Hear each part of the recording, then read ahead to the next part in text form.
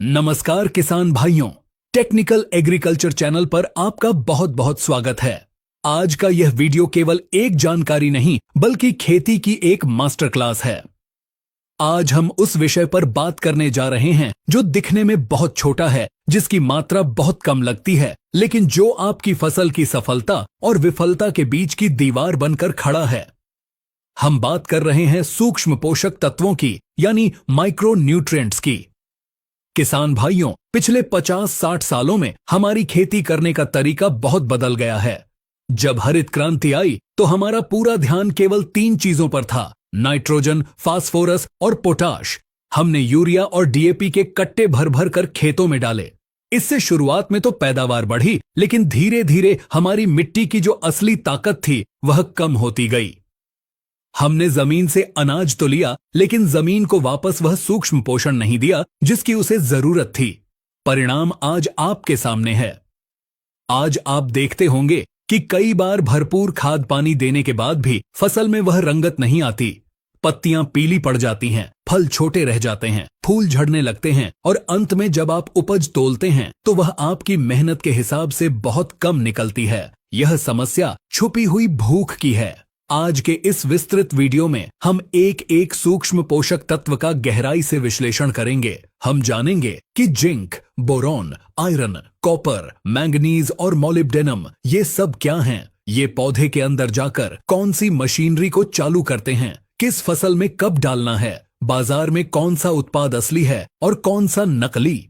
यह वीडियो थोड़ा लंबा हो सकता है, इसीलिए आप सभी से अनुरोध है कि अपना कीमती समय निकालकर कॉपी और पेन लेकर बैठें, क्योंकि आज आपको जो जानकारी मिलने वाली है वह आपको किसी दुकान वाला या कंपनी का एजेंट नहीं बताएगा।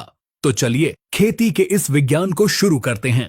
सबसे पहले हमें यह समझना होगा कि आखिर इन तत्वों को सूक्ष्म क्यों कहा जाता है। सूक्ष्म का मतलब है बहुत छोटा या कम। एक पौधे को अपना जीवन चक्र चलाने के लिए कुल 17 पोषक तत्वों की जरूरत होती है। इनमें से कार्बन, हाइड्रोजन और ऑक्सीजन तो उसे हवा और पानी से मिल जाते हैं। नाइट्रोजन, फास्फोरस और पोटाश मुख्य भोजन हैं, लेकिन जिंक, बोरॉन, आयरन जैसे तत्व उसे बहुत कम मात्रा पीपीएम में, यानी पार्ट्स पर मिलियन में चाहिए होते हैं। लेकिन यहाँ किसान भाई अक्सर एक गलती कर बैठते हैं। वे सोचते हैं कि अरे, इसकी जरूरत तो सिर्फ 200 ग्राम या 5 किलो है, अगर नहीं भी डालेंगे तो क्या फर्क पड़ेगा। यहीं पर लॉ ऑफ मिनिमम का सिद्धांत आता है। इसे एक उदाहरण से समझिए। मान लीजिए आपके पास एक लकड़ी का ड्रम है जिसमें पानी भरना है। वह ड्रम अलग अलग लकड़ी की पट्टियों से बना है।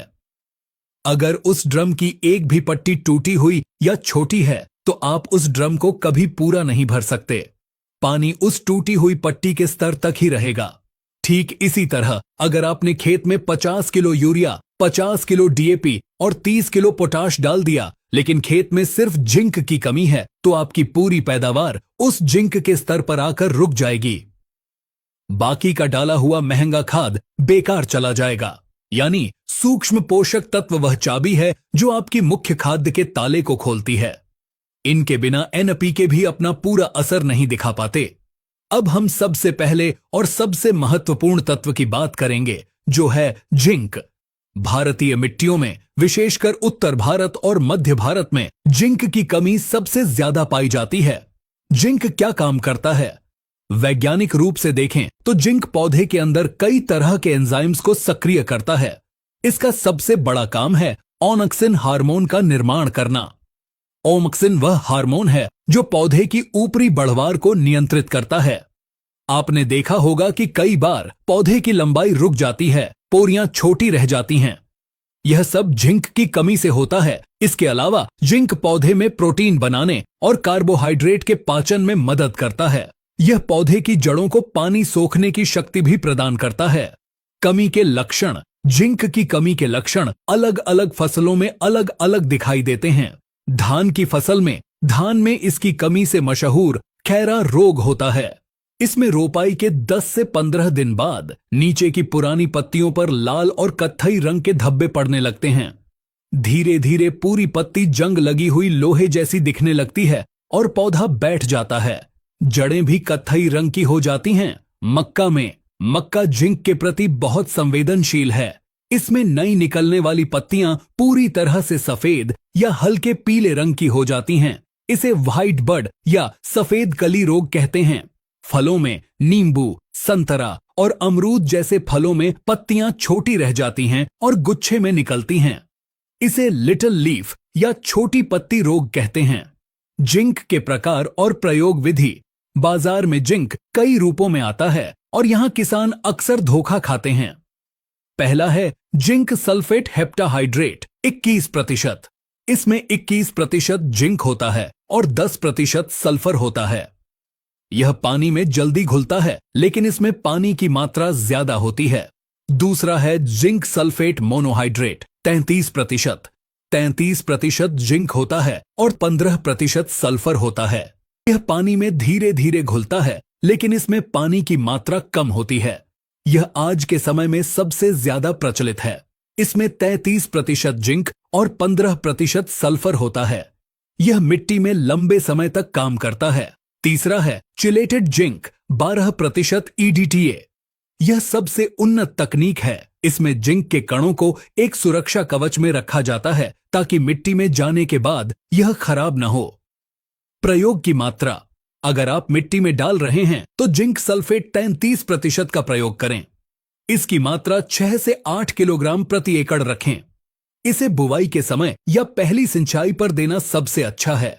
अगर आप 21% वाला जिंक डाल रहे हैं 12 तो उसकी मात्रा 10 से 12 किलो रखें। अगर खड़ी फसल में कमी दिख रही है तो मिट्टी में डालने का फायदा कम होगा, तब आपको स्प्रे करना चाहिए। स्प्रे के लिए चिलेटेड जिंक 12% सबसे अच्छा है। इसकी मात्रा 100 से 150 ग्राम प्रति एकड़ है। अगर आप सस्ता विकल्प चाहते हैं तो 1 किलो जिंक सल्फेट 33% और 1.5 किलो यूरिया को 150 लीटर पानी में मिलाकर छिड़काव करें। यूरिया मिलाने से पत्तियां जिंक को जल्दी सोख लेती हैं। जिंक के साथ सावधानियां। सबसे बड़ी सावधानी जिंक और फास्फोरस की दुश्मनी। किसान भाइयों, जिंक सल्फेट और DAP यानी फास्फोरस को कभी भी सूखा एक साथ मिलाकर न रखें। अगर आप इन्हें मिलाकर खेत में डालते हैं तो ये दोनों आपस में जुड़कर जिंक फॉस्फेट बना लेते हैं। यह एक पत्थर जैसा तत्व है जो पानी में नहीं घुलता। इससे पौधे को न तो जिंक मिलता है और न ही DAP। इसलिए हमेशा DAP डालने के 3 से 4 दिन बाद जिंक डालें। चिलेटेड जिंक को आप फास्फोरस के साथ मिला सकते हैं क्योंकि उस पर सुरक्षा कवच होता है, लेकिन सल्फेट वाले जिंक को कभी नहीं। अब चलते हैं दूसरे सबसे महत्वपूर्ण तत्व की ओर, जो है बोरॉन। इसे मैं ट्रांसपोर्टर या ट्रक ड्राइवर कहता हूं। बोरॉन क्या काम करता है? पौधे की पत्तियां सूरज की रोशनी में जो भोजन, शुगर या स्टार्च बनाती हैं, उसे फलों, बीजों और जड़ों तक पहुंचाने का काम बोरॉन करता है। अगर बोरॉन नहीं होगा तो पत्तियां तो हरी रहेंगी, लेकिन फल या दाना कमजोर रह जाएगा क्योंकि खाना वहां तक पहुंच ही नहीं पाएगा। दूसरा सबसे बड़ा काम है परागण, पॉलिनेशन। नर फूल से मादा फूल तक परागकणों का जाना और वहां जाकर फर्टिलाइजेशन होना, यह सब बोरॉन पर निर्भर करता है। बोरॉन पोलन ट्यूब बनाता है जिससे बीज बनने की प्रक्रिया शुरू होती है। यह कोशिका भित्ति, सेल वॉल को लचीला और मजबूत भी बनाता है। कमी के लक्षण। बोरॉन की कमी हमेशा पौधे के नए हिस्सों और फलों पर दिखती है। फलों का फटना। अगर आपके खेत में टमाटर, अनार, तरबूज या अंगूर फट रहे हैं तो यह 90% बोरॉन की कमी है। कोशिका की दीवार कमजोर होने से फल का छिलका अंदर का दबाव नहीं झेल पाता और फट जाता है। फूलों का झड़ना। अगर फसल में फूल बहुत आ रहे हैं लेकिन फल में नहीं बदल रहे, सब झड़ रहे हैं, तो यह बोरॉन की कमी का संकेत है। विकृत फल, फलों का आकार टेढ़ा मेढ़ा हो जाना, जैसे खीरा या लौकी का मुड़ जाना। सरसों और सूरजमुखी, इनमें फूल तो आते हैं लेकिन चिपटा दाना बनता है या दाना पूरा भरता ही नहीं है। बोरॉन का प्रयोग और प्रकार। बोरॉन का प्रयोग बहुत संभल कर करना चाहिए। इसकी कमी और अधिकता, विषाक्तता के बीच बहुत कम अंतर होता है। ज्यादा बोरॉन डालने से पत्तियां किनारों से जलने लगती हैं। बाजार में मुख्य रूप से 2 तरह के बोरॉन मिलते हैं। पहला बोरेक्स 10.5%। यह सफेद पाउडर जैसा होता है। इसे बुवाई के समय मिट्टी में डाला जाता है।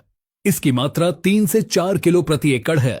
दूसरा डायसोडियम ऑक्टाबोरेट टेट्राहाइड्रेट बोरॉन 20%। यह पानी में घुलनशील है और स्प्रे के लिए सबसे बेहतरीन है। कब और कितना डालें? बोरॉन का सबसे अच्छा परिणाम तब मिलता है जब इसे फूल आने की अवस्था से ठीक पहले दिया जाए।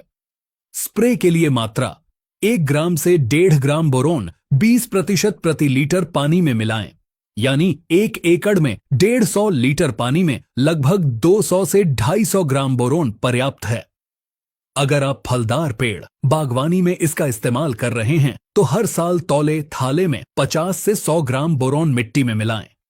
एक खास बात, सूखे की स्थिति में बोरॉन की कमी सबसे ज्यादा होती है। बोरॉन को पौधे के अंदर चलने के लिए नमी की जरूरत होती है, इसलिए अगर खेत में सूखा है तो बोरॉन का स्प्रे जरूर करें। मिट्टी में डालने से काम नहीं चलेगा। तीसरा तत्व है आयरन या लोहा। यह पौधे के लिए खून बनाने जैसा काम करता है। आयरन की कार्यप्रणाली: जैसे हमारे खून में हीमोग्लोबिन होता है, वैसे ही पौधों में क्लोरोफिल होता है जो उन्हें हरा रंग देता है। आयरन क्लोरोफिल के निर्माण में सीधे तौर पर शामिल होता है। यह पौधे के श्वसन तंत्र, रेस्पिरेशन और ऑक्सीजन को इधर उधर ले जाने में मदद करता है। कमी के लक्षण: आयरन की कमी को पहचानना बहुत आसान है। यह हमेशा पौधे की बिल्कुल ऊपरी नई कोमल पत्तियों पर दिखाई देती है। पुरानी पत्तियां हरी रहती हैं, लेकिन नई निकलने वाली पत्तियां पीली या सफेद हो जाती हैं। लेकिन ध्यान देने वाली बात यह है कि पत्तियों की नसें, वेन्स, एकदम हरी रहती हैं, जबकि नसों के बीच का हिस्सा पीला पड़ जाता है। इसे वैज्ञानिक भाषा में इंटरवेनल क्लोरोसिस कहते हैं। अगर कमी बहुत ज्यादा हो जाए तो पूरी पत्ती कागज जैसी सफेद होकर सूख जाती है। यह समस्या उन खेतों में ज्यादा आती है जहां की मिट्टी में चूना, कैल्शियम कार्बोनेट ज्यादा है या पानी खारा है। गन्ना, मूंगफली, पिपरमिंट, मेंथा और धान की नर्सरी में यह बहुत आम है। आयरन की पूर्ति कैसे करें? आयरन की कमी को ठीक करना थोड़ा मुश्किल होता है क्योंकि मिट्टी में डाला गया आयरन अक्सर फिक्स हो जाता है और बेकार हो जाता है। Ferrous sulphate 19%। यह हरे रंग का क्रिस्टल होता है। अगर आप इसे मिट्टी में डालना चाहते हैं तो 10 किलो फेरस सल्फेट प्रति एकड़ डालें, लेकिन इसे अकेले डालने का फायदा कम होता है। इसे 10 से 15 किलो सूखी गोबर की खाद में मिलाकर 1-2 दिन रखें और फिर खेत में डालें तो इसका असर बढ़ जाता है। छिड़काव सबसे अच्छा तरीका: आयरन की कमी दिखने पर स्प्रे करना ही सबसे बढ़िया उपाय है। इसके लिए 5 से 8 ग्राम फेरस सल्फेट प्रति लीटर पानी में घोलें। एक सीक्रेट टिप: आयरन के घोल में थोड़ा सा नींबू का सत, टाटरी या सिट्रिक एसिड मिला दें। इससे घोल का पीएच कम हो जाता है और पत्तियां आयरन को बहुत तेजी से सोख लेती हैं। बाजार में महंगा चिलेटेड आयरन FeDTA भी मिलता है। अगर बजट है तो उसका स्प्रे सबसे तेज असर करता है। अब बात करते हैं उन तत्वों की जिनकी चर्चा कम होती है लेकिन वे भी जरूरी हैं। मैग्नीज, एमनेन। मैंगनीज प्रकाश संश्लेषण और नाइट्रोजन के पाचन में मदद करता है। इसकी कमी सबसे ज्यादा गेहूं और जई, ओट्स में देखी जाती है। गेहूं में इसकी कमी से पहाला ब्लाइट होता है, जिसमें पत्तियों पर भूरे धब्बे पड़ जाते हैं। इसकी कमी रेतीली और बहुत ज्यादा छूने वाली मिट्टी में होती है। इसके लिए मैंगनीज सल्फेट 30.5% का प्रयोग 1 किलो प्रति एकड़ की दर से स्प्रे में किया जा सकता है। कॉपर, तांबा। कॉपर पौधे को बीमारियों से लड़ने की ताकत देता है। यह फंगस, फफूंद को रोकता है। नींबू वर्गीय फसलों में इसकी कमी से डाईबैक रोग होता है, जिसमें टहनियां ऊपर से नीचे की ओर सूखने लगती हैं। गेहूं में बालियों में दाना नहीं भरता अगर कॉपर की कमी हो। कॉपर की पूर्ति के लिए कॉपर सल्फेट, नीला थोथा का प्रयोग किया जाता है। लेकिन ध्यान रहे, कॉपर की अधिकता पौधे को जला सकती है, इसलिए इसका प्रयोग बहुत कम मात्रा में 2 से 3 ग्राम प्रति लीटर स्प्रे से करना चाहिए। Molybdenum, MO। यह एक अनोखा तत्व है। बाकी सभी तत्व तब कम मिलते हैं जब मिट्टी का पीएच ज्यादा होता है, लेकिन मॉलिब्डेनम तब कम मिलता है जब मिट्टी अम्लीय, एसिडिक होती है। यह दलहनी फसलों, सोयाबीन, मसूर, मटर के लिए अमृत है। यह उनकी जड़ों में नाइट्रोजन बनाने वाले बैक्टीरिया को भोजन देता है।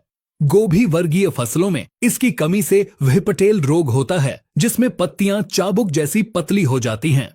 इसकी मात्रा बहुत ही कम, मतलब बीज उपचार के लिए कुछ ग्राम या स्प्रे में आधा ग्राम प्रति लीटर ही काफी होती है।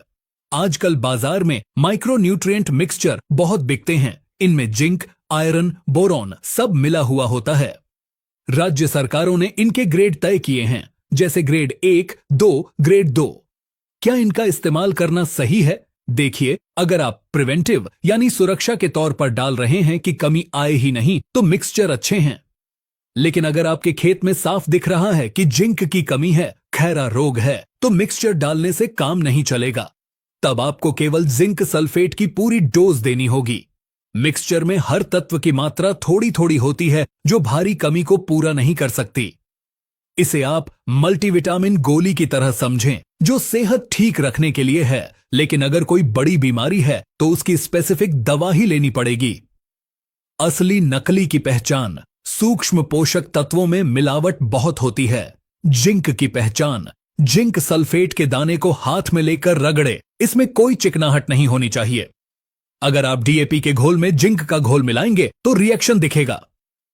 यह असली होने की पहचान है। बोरॉन की पहचान। असली बोरॉन गर्म पानी में पूरी तरह घुल जाता है और कोई अवशेष नहीं छोड़ता। चलिए अब एक प्रैक्टिकल कैलेंडर बनाते हैं। बुवाई के समय बेसल डोज। खेत तैयार करते समय अगर आपने पिछले 2-3 साल से कुछ नहीं डाला है तो 8 किलो जिंक सल्फेट और 3 किलो बोरेक्स मिट्टी में मिला दें। यह पूरे सीजन का कोटा पूरा कर देगा।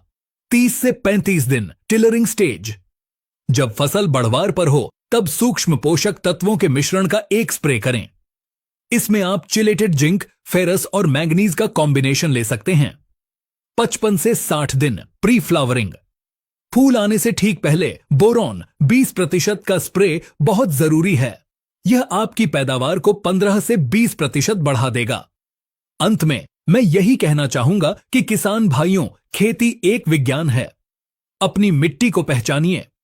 हर 3 साल में एक बार अपनी मिट्टी की जांच जरूर करवाएं और जो कमी लैब की रिपोर्ट में आए केवल वही डालें।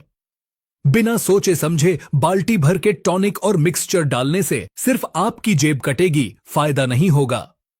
सूक्ष्म पोषक तत्व कम लगते हैं, लेकिन उनका असर बहुत बड़ा होता है। सही समय पर सही तत्व का चुनाव ही आपको एक सफल और मुनाफे वाला किसान बनाएगा। उम्मीद है कि जिंक, बोरॉन और आयरन पर यह विस्तृत जानकारी आपके काम आएगी। अगर आपके मन में कोई भी सवाल है, जैसे कि किसी खास कंपनी के प्रोडक्ट के बारे में या किसी विशेष फसल के बारे में, तो कमेंट में जरूर लिखें। हम कोशिश करेंगे कि अगले वीडियो में आपके सवालों का जवाब दे सकें। यदि आप फेसबुक पर देख रहे हैं तो फॉलो कीजिए और यूट्यूब पर देख रहे हैं तो चैनल को सब्सक्राइब जरूर कीजिए। इस वीडियो को अपने साथी किसान मित्रों के साथ व्हाट्सएप ग्रुप्स में जरूर शेयर करें, ताकि वे भी अपनी फसल की छुपी हुई भूख को मिटा सकें। टेक्निकल एग्रीकल्चर चैनल से जुड़ने के लिए आपका बहुत बहुत धन्यवाद। फिर मिलेंगे एक नई जानकारी, एक नई सोच के साथ। जय जवान, जय किसान।